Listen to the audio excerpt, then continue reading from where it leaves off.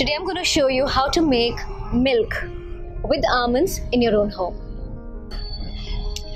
Making milk can be so easy, effortless, and it's going to come out so tasty. You're going to just watch that. Take the almonds, just take care that you're going to soak it overnight. When you soak almonds and dates overnight, it removes all the enzymes and the nutrient values increases. I've taken 8 almonds. I've taken 4 dates, soaked dates, pinch of cardamom, some saffron,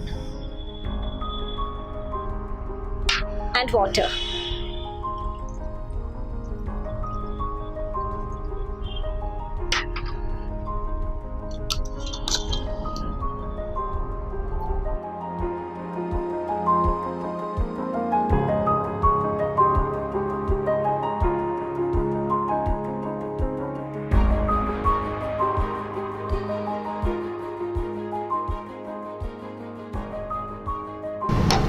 Just sprinkle a few of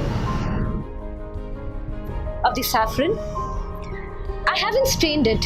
You could strain it, but I would prefer not to strain. Let's eat all the fibers. Let the fibers do all the job into our body always.